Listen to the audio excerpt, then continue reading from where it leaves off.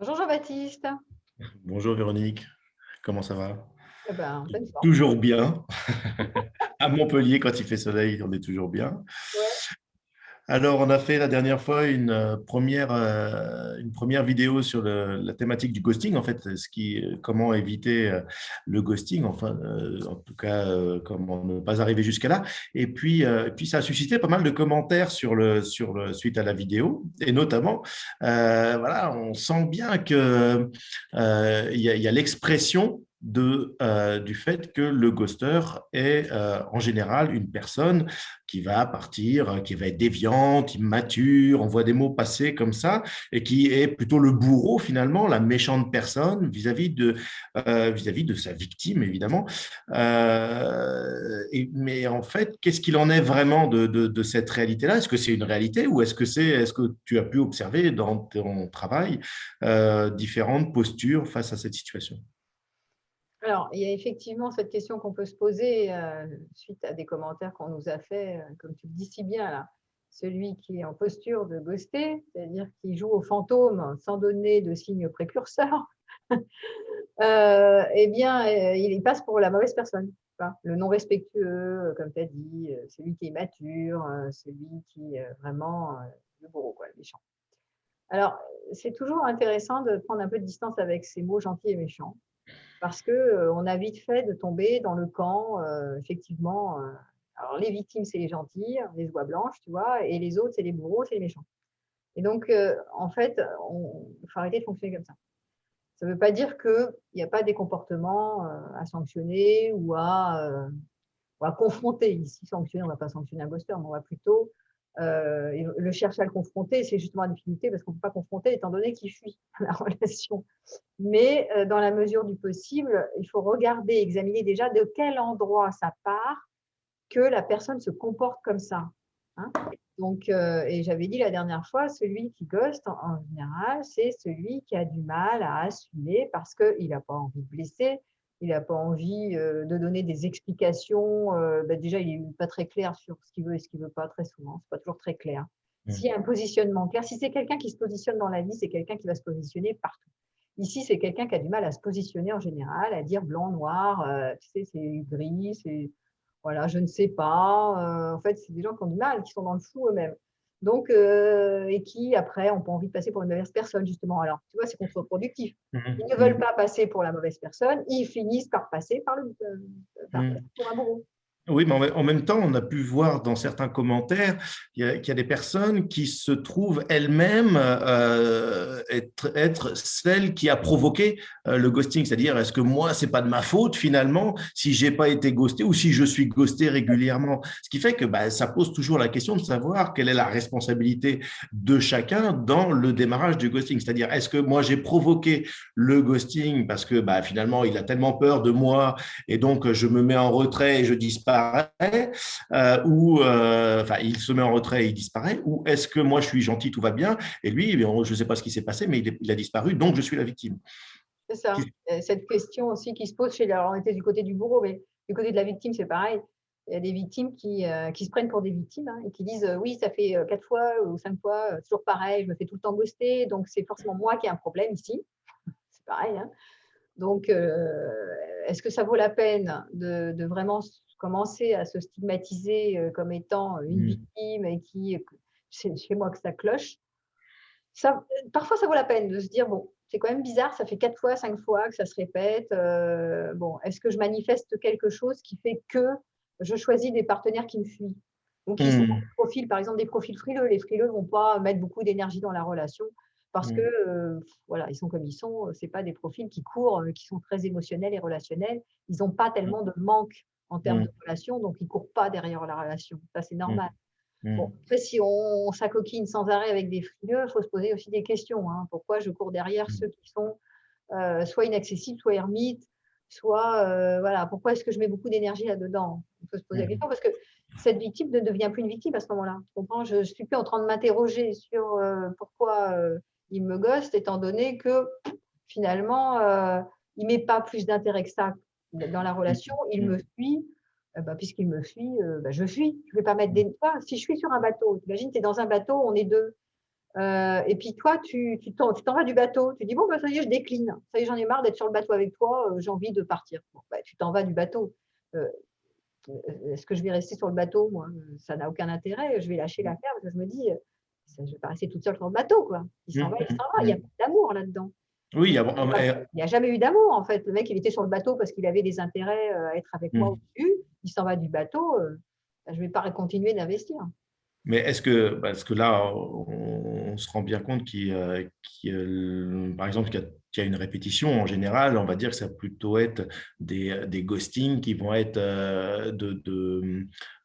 moins importants qu'un ghosting. Voilà, on a commencé, ça fait 10 ans qu'on est Ah ouais. ensemble, gros projet, on a des enfants, ou alors c'est de la famille, hein, parce qu'il y a aussi le ghosting, c'est-à-dire l'enfant qui disparaît, qui part de la maison du jour au lendemain, il prend ses clics et ses claques et il s'en va.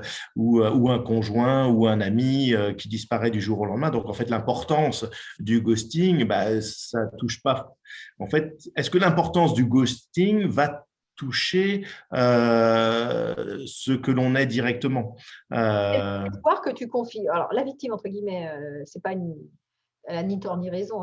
Tu vas confier le pouvoir à une personne pour le représentant de ta sécurité, de tes besoins de reconnaissance, de tes besoins, de plein de besoins, en fait. D'accord? Donc, tu lui confies ce pouvoir-là. Et donc, si ça fait 10-15 ans que tu es avec cette personne et tu lui as donné beaucoup de pouvoir dans ta vie, elle est centrale. Du coup, elle disparaît sans crier égard, c'est insoutenable. C'est un deuil, c'est comme, tu vois, hop, elle meurt brutalement, elle disparaît. Mais là, tu ne sais même pas qu'elle est morte puisque tu ne sais pas ce qu'elle est devenue, elle n'a donné aucune information. Donc, on peut tout imaginer. C'est pour ça que c'est très compliqué pour les personnes qui sont depuis très longtemps avec quelqu'un comme ça auquel elles sont très attachées, qui est central à leur vie et qui d'un coup disparaît, que ce soit un enfant, que ce soit… euh, parce qu'il n'y a pas de cohérence en fait. Ça vient sur des besoins de cohérence. Il n'y a pas de cohérence à quelqu'un qui disparaît sans crier gare. Si c'est une petite relation, là, bon, voilà, tu es mon amoureux sur site et tu disparais parce que je ne sais pas quoi, d'un coup, ça te prend d'aller sur une autre nana. Bon, écoute, soit je suis assez mature pour lâcher prise et me dire, c'est pas forcément moi qui cloche ici. Voilà, je suis tombée sur quelqu'un qui n'a pas forcément plus d'intérêt que ça et je mérite peut-être mieux, tu vois. Effectivement, si tu as mis une place centrale sur l'autre, Et donc, ça vient toucher la question du deuil aussi de la relation. Parce que si on n'a pas la réponse à cette question, on va trouver un parallèle peut-être entre aussi un décès, quelqu'un qui meurt, par exemple, dans un voyage à l'étranger. On ne sait pas pourquoi, on n'a plus de nouvelles, il disparaît, on n'a pas de traces c'est la même chose, sauf que c'est involontaire, bien évidemment. oui, bah, c'est involontaire. Tu as raison de dire c'est involontaire. Alors que là, on peut vraiment subodorer que c'est volontaire. Elle a fait exprès. Donc, peut-être que nous, c'est pour ça la victime, on a peut-être quelque chose à voir là-dedans. Et donc, du coup, l'autre, c'est une méchante personne on va lui conditionner des intérêts. Tu vois, il est manipulateur. Il aurait dû m'informer. Il est parti comme ça. Pourquoi j'ai rien fait. Enfin, tu vois.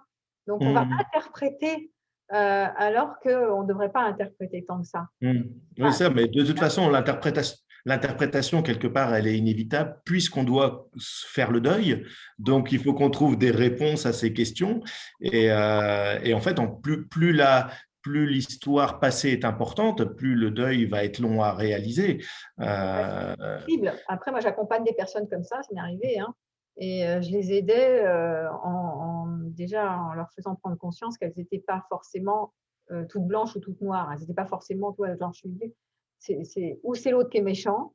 Alors bon, c'est une manière d'avancer dans le deuil, hein, de mettre de la colère, hein, d'être en colère contre l'autre. Même si l'autre n'est pas plus méchant que ça, c'est que l'autre, il a ses raisons. En général, c'est des problèmes de protection. Je me protège en partant comme ça. Je suis incapable d'assumer, de dire tout ce qui ne va pas et je ne veux pas te blesser, donc je fuis en fait. Hein. Donc, voilà, ça, c'est en général, c'est ni méchant ni gentil, c'est un comportement qui a trait à une manière de se préserver ou de croire qu'il va préserver l'autre. Évidemment, c'est contre-productif. Donc, il n'y a pas de gentil et de méchant là-dedans. Pour celle qui subit, hein, évidemment, bah oui, c'est hyper. J'avais accompagné en lui disant, mais tu n'es pas responsable de ça. C'est pas toi qui as fait faux quelque part, c'est ce que je disais, l'autre est parti du bateau, est parti du bateau. Tu n'y es pour rien. Maintenant, ce qui va être vraiment intéressant, c'est de ne pas apprendre à fusionner avec l'autre, c'est de se Mm. lier avec soi. C'est de voir Mm. comment je reconstruis mon bateau sans personne. Je remonte sur mon bateau de la vie et je me construis ma vie indépendamment d'un autre.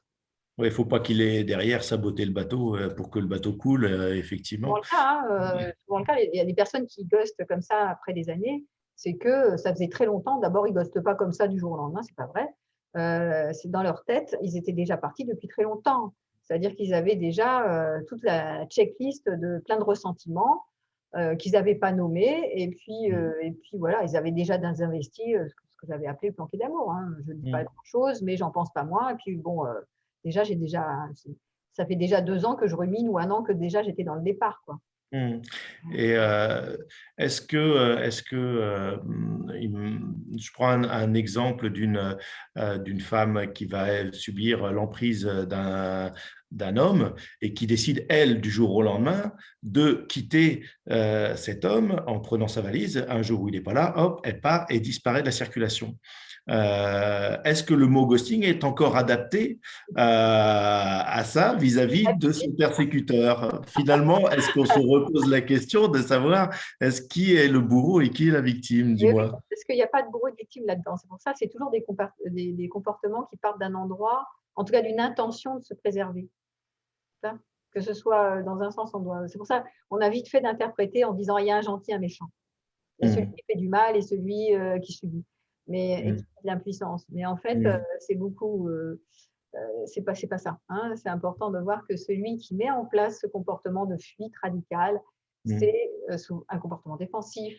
Donc, c'est organisé au cours d'un moyen de je vais me préserver avant tout, ou Mm. je crois que je dois le préserver en faisant ceci ou cela. Mais Mm. effectivement, si je me vis sous l'emprise, ben, je peux me dire, attends, je m'en vais radicalement parce que c'est mieux pour moi et je vais demander à toutes mes copines de me valider, de me dire, ah oui, ça bien raison de partir et de rien lui dire parce qu'après tout ce qu'il t'a fait, il fallait partir.